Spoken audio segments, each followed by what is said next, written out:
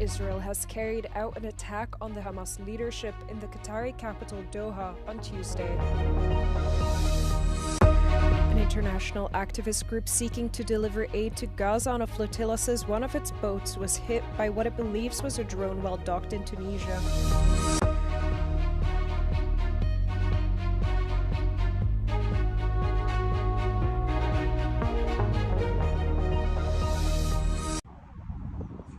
Israel has carried out an attack on the Hamas leadership in the Qatari capital Doha on Tuesday.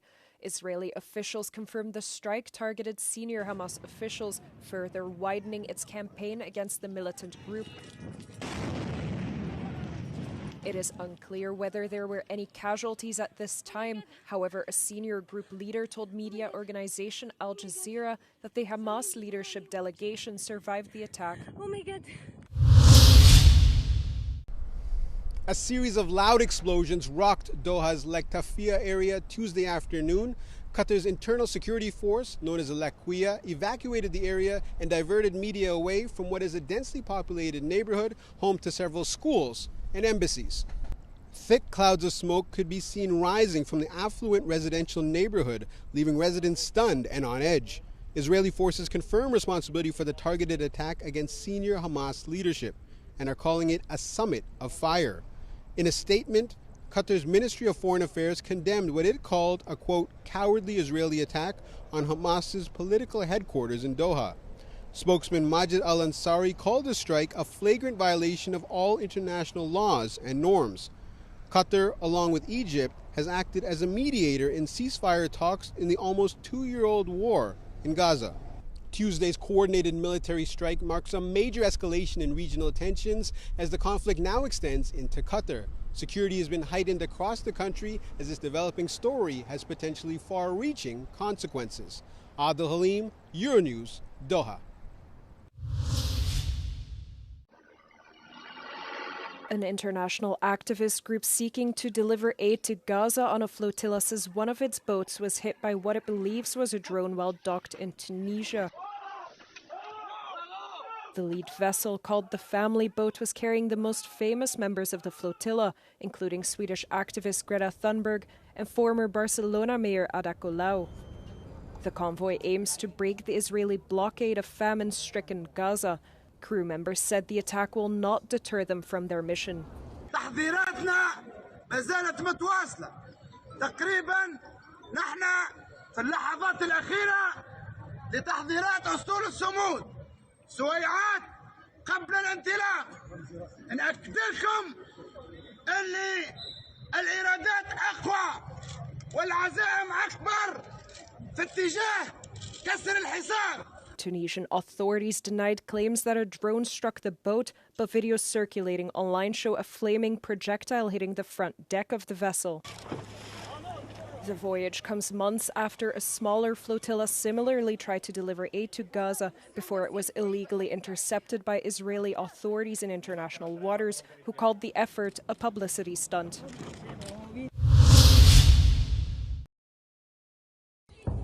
Сьогодні 9 вересня, 10:40, стався обстріл. At least 21 people have been killed after a Russian glide bomb hit a village in Ukraine's eastern Donetsk region, according to President Volodymyr Zelensky. The bomb, which hit the village of Yarova less than 10 kilometers from the front line, killed elderly people who were queuing to receive their pensions, while 21 others were injured, according to the regional governor. Zelensky condemned the strike as a brutally inhumane attack, urging the international community to increase sanctions on Russia.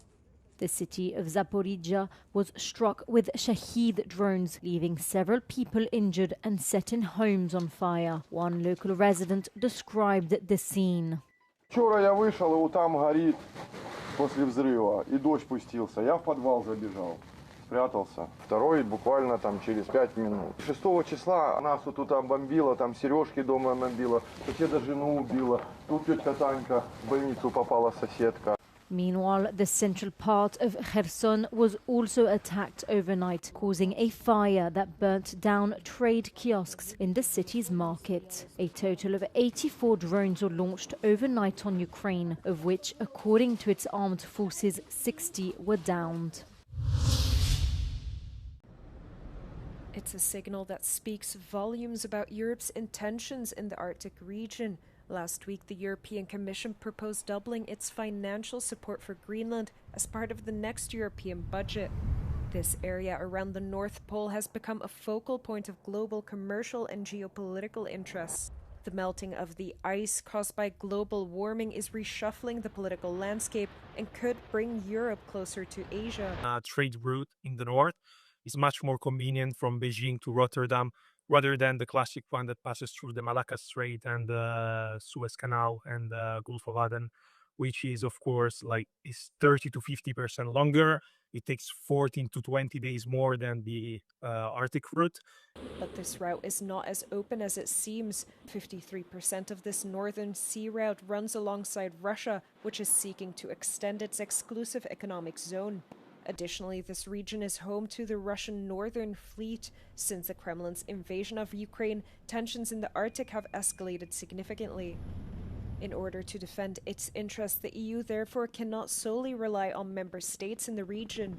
Think about underwater infrastructure, such as fiber optical cables. It's easy to understand why being present in the region is so important.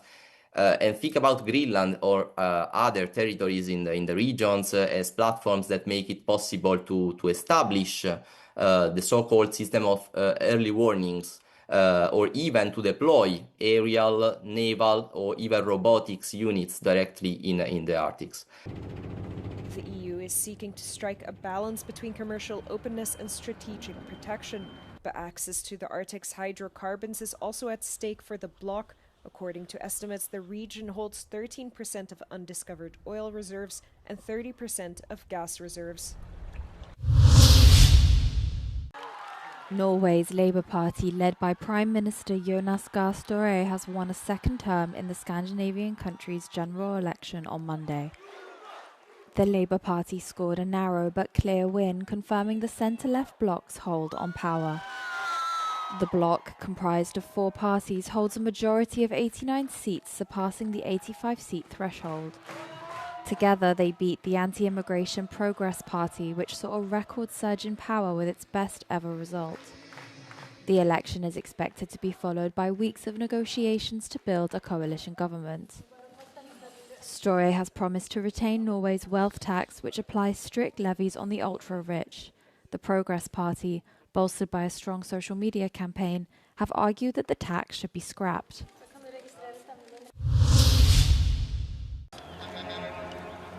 A freight train slammed into a double-decker bus at a crossing near Mexico City, killing at least 10 people and injuring 55 others.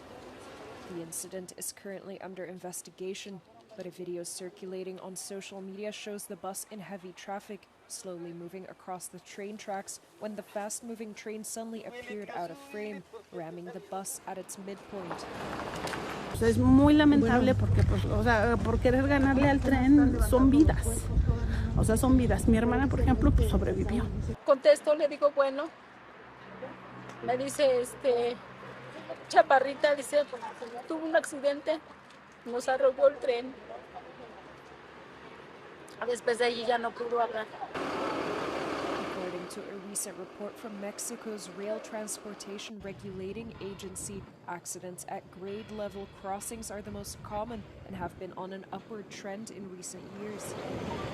The report revealed that last year there were 800 accidents compared to 602 in 2020. The document did not include how many victims were involved in the accidents.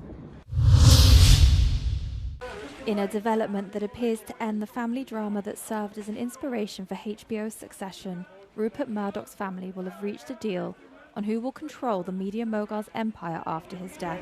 Murdoch's media empire controls Fox News, the most popular network for US President Donald Trump and fellow Republicans. The deal creates a trust establishing control of Fox Corporation for Lachlan Murdoch, Rupert's chosen heir, Alongside his sisters Grace and Chloe, Lachlan Murdoch's 3 older siblings gave up claims to controlling Fox in exchange for a stock reportedly valued at $33 billion. The 3 older siblings are known to not be as conservative as their father, with the court fighting kicking off when Rupert and Lachlan sought to change the terms of an established trust.